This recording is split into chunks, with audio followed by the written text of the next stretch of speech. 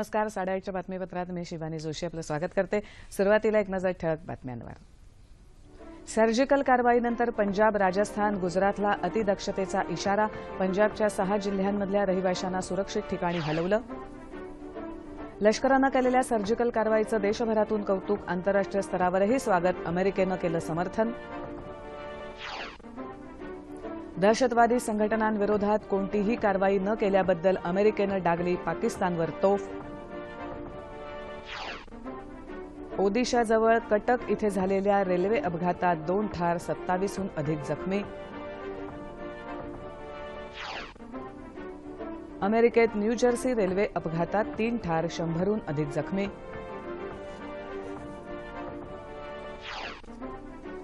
आयकर उत्पन्न योजनेअंतर्गत अघोषित उत्पन्न घोषित करण्याचा आजचा शेवटचा दिवस. ढाका इथे सुरू असलेल्या आशियाई चषक हॉकी स्पर्धेत पाकिस्तानला नमवून भारत अंतिम फेरीत दाखल. आणि भारत आणि न्यूझीलंड दरम्यान आज दुसरा कसोटी क्रिकेट सामना कोलकातामध्ये. नमस्कार. आणि आता सविस्तर वृत्त. पाकव्याप्त काश्मीरमध्ये घुसून भारतीय लष्करानं केलेल्या सर्जिकल कारवाईनंतर पंजाब, राजस्थान, गुजरात इथे अतिदक्षतेचा इशारा देण्यात आलाय. पंजाबच्या 6 जिल्ह्यांमध्ये सीमेपासून 10 किलोमीटर अंतरापर्यंतच्या गावांमधल्या रहिवाशांना इतरत्र हलवण्याचे निर्देश केंद्र सरकारनं राज्य सरकारला दिले आहेत. जिल्ह्यातल्या शाळांना सुट्टी देण्यात आली आहे. राजस्थानमध्येही सीमेलगतच्या भागात सुरक्षा व्यवस्था कडक करण्यात आली आहे. गुजरातमध्येही हाय अलर्ट जारी केलाय. संपूर्ण राज्यात विशेष करून सीमेलगतच्या जिल्ह्यांमध्ये अतिदक्षतेचा इशारा जारी केल्याची माहिती उपमुख्यमंत्री नितीन पटेल यांनी दिली आहे. गुजरातमधले कच्छ, बनासकांठा आणि पाटण हे जिल्हे पाकिस्तानच्या सीमेलगत आहेत. जम्मू आणि काश्मीरमध्ये वारंवार होणाऱ्या दहशतवादी कारवायांना भारतीय लष्करानं दिलेल्या सडेतोड प्रत्युत्तराचे देशभरातून स्वागत होत आहे आणि भारतीय लष्कराविषयी अभिमान असल्याचं सार्वत्रिक मत व्यक्त होत आहे. राजकीय पातळीवरही लष्कराच्या या कारवाईचं समर्थन केलं जात आहे. काँग्रेस अध्यक्ष सोनिया गांधी यांनी सीमेवर सरकारनं केलेली कारवाई योग्य असून देशाच्या सुरक्षेसाठी त्याचं समर्थन करत असल्याचं मत व्यक्त केलं आहे. परराष्ट्र व्यवहार मंत्री सुषमा स्वराज यांनी सोनिया गांधींची भेट घेऊन त्यांना सर्जिकल हल्ल्यासंदर्भात काल माहिती दिली. संरक्षण मंत्री मनोहर पर्रिकर यांनी जवानांनी दाखवलेल्या अतुलनीय धाडसाबद्दल लष्कराचं अभिनंदन केलं. माहिती आणि प्रसारण खात्याचे मंत्री व्यंकय्या नायडू यांनी देश पंतप्रधान मोदी यांच्या नेतृत्वाखाली सुरक्षित असल्याचं म्हटलं आहे. भारतीय जनता पार्टीचे अध्यक्ष अमित शहा यांनी लष्कराचं अभिनंदन केलंय. आपचे नेते अरविंद केजरीवाल यांनी सर्जिकल स्ट्राईक आवश्यक होतं आणि संपूर्ण देश लष्कराच्या पाठीशी ठाम असल्याची प्रतिक्रिया दिली आहे. राज्याचे मुख्यमंत्री देवेंद्र फडणवीस यांनीही मोदी सरकार आणि भारतीय लष्कराचं अभिनंदन केलं आहे. आणि दहशतवाद तो सहन करणार नाही असा अतिशय कडक संदेश हा आज आमच्या सेनेने या ठिकाणी दिलाय. आणि माननीय पंतप्रधान मोदीजींनी केवळ भाषणांना निषेध करणार नाही, तर आवश्यकता असेल तिथे थेट हल्ला करून दहशतवाद्यांची पाळंमुळं ती आम्ही उद्ध्वस्त करू, हे कालच्या सर्जिकल स्ट्राईक्सनी या ठिकाणी दाखवून दिलं. लष्करी कारवाईच्या वृत्तानंतर भाजपाच्या कार्यकर्त्यांनी विविध ठिकाणी आनंद व्यक्त केला. राष्ट्रवादी काँग्रेसनंही जवानांचं अभिनंदन केलंय. उरी जिल्ह्यात शहीद झालेले अमरावती जिल्ह्यातल्या नांदगाव खंडेश्वर इथले जवान पंजाब उईके यांच्या गावी लष्करी कारवाईबद्दल आनंद व्यक्त केला गेला. याचं प्रत्युत्तर द्यायला पाहिजे आणि ते रात्री आपल्या भारत सरकारने आणि आपल्या या देशाच्या आर्मीने दिलेला आहे आणि अतिशय आनंद व्यक्त करावा असं वाटते की ईद का जवाब पत्थर से आपल्या देशाच्या सरकारनं आणि आपल्या या आर्मीनं या ठिकाणी दिलेला आहे. दहशतवादाविरोधात भारतानं केलेल्या सर्जिकल कारवाईचं अमेरिकेनं समर्थन केलंय.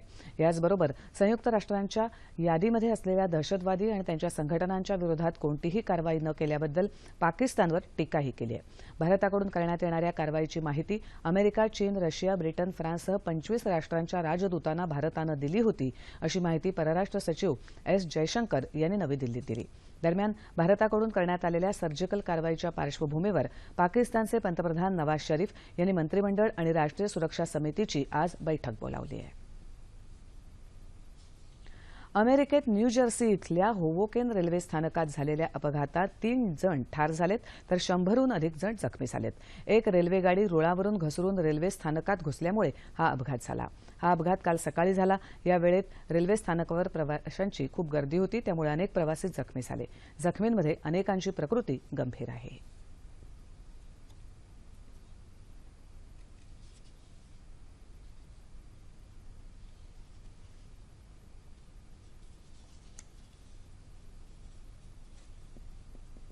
आयकर उत्पन्न योजना 2016 अंतर्गत अघोषित उत्पन्न घोषित करण्याचा आजचा शेवटचा दिवस आहे. उत्पन्न दडवून ठेवलेले मात्र असं उत्पन्न जाहीर करण्याची इच्छा असलेल्यांना अखेरची संधी म्हणून आयकर विभागाची देशातली सर्व कार्यालयं आज मध्यरात्रीपर्यंत सुरू राहणार आहेत.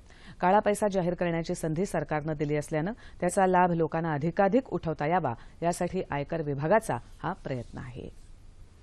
काही तांत्रिक अडचणींमुळे मध्य रेल्वेच्या वातानुकूलित उपनगरी रेल्वेच्या कामात दिरंगाई होत आहे. मात्र या वर्षअखेर ही रेल्वे नक्कीच सुरू होईल असा विश्वास मध्य रेल्वेचे महाव्यवस्थापक अखिल अगरवाल यांनी व्यक्त केला आहे. मुंबईत घेतलेल्या पत्रकार परिषदेत ते काल बोलत होते. ही उपनगरी रेल्वे मध्य रेल्वे मार्गावर धावणार की हार्बर मार्गावर याविषयी अगरवाल यांनी कल्पना दिली नाही. उपनगरी रेल्वे यंत्रणेतल्या मूलभूत सुविधा अधिक सक्षम करण्यासाठी 20,000 कोटी रुपयांचा आराखडा तयार असल्याचंही त्यांनी यावेळी सांगितलं. रेल्वेच्या फेऱ्या वाढवणं, 12 डब्यांच्या गाड्यांची संख्या वाढवणं अशा सुविधाही रेल्वेनं केल्या असून त्यामुळे रेल्वेतून पडून मृत्यू होण्याचं प्रमाण कमी झालंय असा दावाही अगरवाल यांनी यावेळी केला. रेल्वेच्या वेळापत्रकातही सुधारणा झाली असून उपनगरी रेल्वे सेवा अधिकाधिक उत्तम करण्यासाठी प्रयत्न सुरू आहेत असं अगरवाल यावेळी म्हणाले. ओदिशातल्या कटक रेल्वे स्थानकाजवळ काथाजोडी इथे झालेल्या रेल्वे अपघातात 2 जण ठार तर 27हून अधिक प्रवासी जखमी झालेत. भुवनेश्वर भद्रक ही पॅसेंजर गाडी काथाजोडी स्थानकात उभ्या असलेल्या मालगाडीवर आदळून हा अपघात झाला. या अपघातामुळे भुवनेश्वर कटक दरम्यानची रेल्वे सेवा विस्कळीत झाली आहे. रेल्वेमंत्री सुरेश प्रभू यांनी या अपघाताच्या तातडीच्या चौकशीचे आदेश दिले आहेत. रायगड जिल्हाधिकारी कार्यालयामार्फत तयार करण्यात आलेल्या रायगड जलक्रांती एक प्रयत्न या चित्रमय पुस्तिकेचं प्रकाशन मुख्यमंत्री देवेंद्र फडणवीस यांच्या हस्ते काल ठाण्यात झालं. प्रकाशनाच्या वेळी रायगडचे पालकमंत्री प्रकाश मेहता, ठाण्याचे पालकमंत्री एकनाथ शिंदे, सिंधुदुर्गचे पालकमंत्री दीपक केसरकर, रत्नागिरीचे पालकमंत्री रवींद्र वायकर तसंच राज्यमंत्री रवींद्र चव्हाण, मुख्य सचिव स्वाधीन क्षत्रिय उपस्थित होते. या पुस्तिकेत रायगड जिल्ह्यात झालेल्या जलयुक्त शिवार अभियान तसंच 2 कोटी वृक्ष लागवड आणि लोकसहभागातून तलावातील गाळ काढणं या महत्वपूर्ण अशा 3 योजनांची सचित्र माहिती संकलित करण्यात आली असल्याचं रायगड जिल्हाधिकारी शीतल तेली उगले यांनी प्रकाशन प्रसंगी सांगितलं. राज्यात राबवण्यात आलेल्या महाअवयवदान अभियानाला प्रतिसाद देत कोल्हापुरातल्या 50 दिव्यांग बांधवांनी मरणोत्तर अवयवदानाचा संकल्प केलाय. या बांधवांची संमतीपत्र जिल्हाधिकारी डॉ. अमित सैनी यांच्या हस्ते छत्रपती प्रमिलाराजे रुग्णालयाचे अधिष्ठाता डॉ. जयप्रकाश रामानंद यांच्याकडे देण्यात आली. यावेळी डॉ. सैनी यांच्या हस्ते डोनर कार्ड प्रदान केली गेली. कोल्हापूर जिल्ह्यात 25 ते 27 लाख प्रौढ आहेत. त्या सर्वांनी अवयवदानाचं महत्त्व ओळखलं तर गरजू दिव्यांगांना निश्चितपणे लाभ होईल असं मत जिल्हाधिकाऱ्यांनी यावेळी व्यक्त केलं. कार्यक्रमाला अपंग क्रांती संघटना, अपंग प्रशिक्षण योजना यांचे कार्यकर्ते उपस्थित होते. मराठा आरक्षणासंदर्भात सरकार सकारात्मक असून सरकारची भूमिका ठाम आहे. याबाबत योग्य पुराव्यानिशी सरकार न्यायालयात आपली बाजू मांडेल आणि ही लढाई जिंकेल असा विश्वास महसूल मंत्री चंद्रकांत पाटील यांनी व्यक्त केला आहे. ते कोल्हापुरात पत्रकारांशी बोलत होते. मोर्चांची आपली माझं म्हणणं असं आहे की हा भावनांचा जो उद्रेक आहे तो व्यक्त करण्यासाठी हे मोर्चे निघतायत. पण तो उद्रेक असूनही शांततेने हे मोर्चे निघतात याबद्दल सरकार, आम्ही या सगळ्या मोर्चेकरांचं अभिनंदनच करतोय. परंतु यातली जी प्रमुख मागणी आरक्षणाची आहे त्या विषयामध्ये सरकार बांधील आहे. जर आज सरकारच्या एका निर्णयाने ते मिळणार असतं तर आम्ही 2 मिनिटात निर्णय केला असता. सरकारने केलेला निर्णय कोर्टात अडकला आहे. त्यामुळे कोर्टातली लढाई नीट लढण्याची सगळी तयारी सुरू आहे. मुख्यमंत्री बदलाच्या चर्चा निरर्थक असल्याचं त्यांनी सांगितलं. मुख्यमंत्रीपदासाठी आपल्या नावाची होणारी चर्चा व्यर्थ असून पक्ष सांगेल ते करायची आपली तयारी आहे असंही त्यांनी यावेळी स्पष्ट केलं. स्थानिक स्वराज्य संस्थांच्या आगामी निवडणुकीत धर्मनिरपेक्ष मतांची विभागणी होऊ नये म्हणून काँग्रेससोबत आघाडी करण्याची आमची इच्छा आहे. मात्र काँग्रेसच्या नेत्यांनीही समंजस भूमिका घ्यावी अशी अपेक्षा राष्ट्रवादी काँग्रेसचे नेते अजित पवार यांनी व्यक्त केली आहे. मुंबईत आयोजित पत्रकार परिषदेत ते काल बोलत होते. महानगरपालिका निवडणुकांसाठीची रणनीती ठरवण्यासाठी राष्ट्रवादी काँग्रेसच्या नेत्यांची मुंबईत बैठक झाली. त्यानंतर ते बोलत होते. मराठा समाजाच्या मोर्चाबाबत आक्षेपार्ह व्यंगचित्र काढण्याची किंमत शिवसेनेला चुकवावी लागेल असा इशारा पवार यांनी यावेळी दिला. कोपर्डी प्रकरणातल्या आरोपींविरुद्ध अद्याप आरोपपत्र दाखल झालेलं नाही असं सांगत या प्रकरणातल्या आरोपीला फाशीची शिक्षा व्हावी अशी मागणी त्यांनी केली. राष्ट्रवादी काँग्रेसचे प्रदेशाध्यक्ष सुनील तटकरे या परिषदेला उपस्थित होते.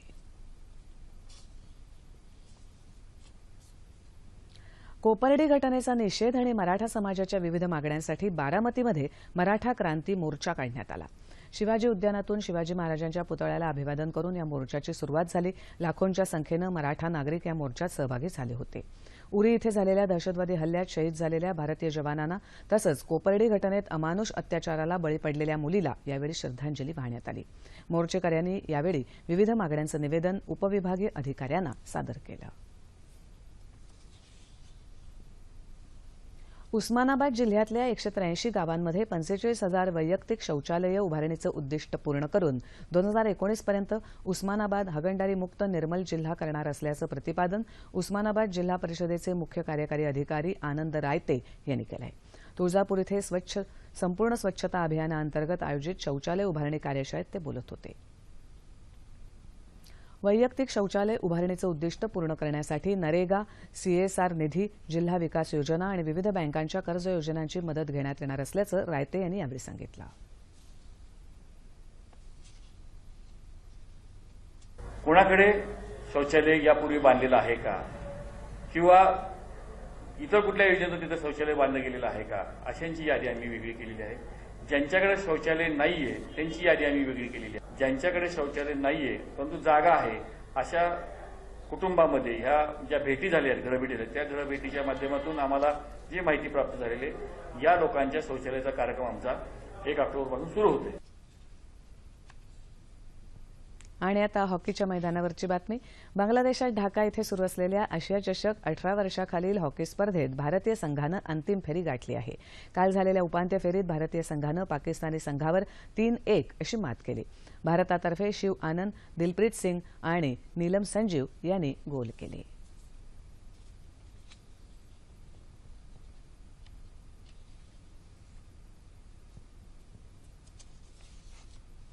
आणि आता क्रिकेटच्या मैदानावरची बातमी. कोलकातामध्ये ईडन गार्डन मैदानावर भारत आणि न्यूझीलंड दरम्यान आज दुसरा कसोटी क्रिकेट सामना सुरू होतोय. 3 सामन्यांच्या मालिकेतला पहिला सामना जिंकून भारतानं 1-0 अशी आघाडी घेतली आहे. घरच्या मैदानावर खेळला जाणारा हा भारताचा 250वा सामना आहे. हा सामना जिंकला तर भारत कसोटी क्रिकेटमध्ये अव्वल स्थानी पोहोचू शकणार आहे.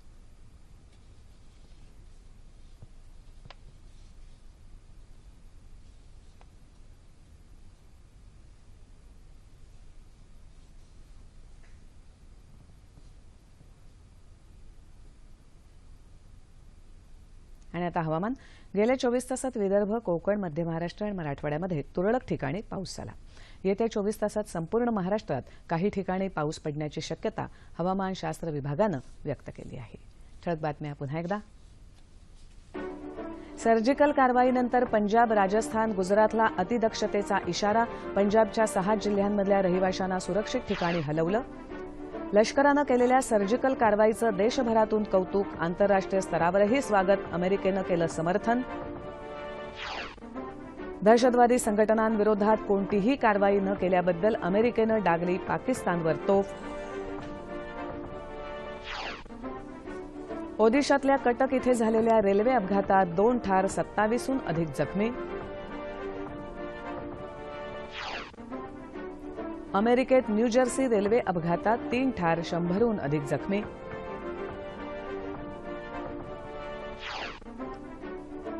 आयकर उत्पन्न योजनेअंतर्गत अघोषित उत्पन्न घोषित करण्याचा आजचा शेवटचा दिवस. ढाका इथे सुरू असलेल्या आशियाई चषक हॉकी स्पर्धेत पाकिस्तानला नमवून भारत अंतिम फेरीत दाखल. आणि भारत न्यूझीलंड दरम्यान आज दुसरा क्रिकेट कसोटी सामना.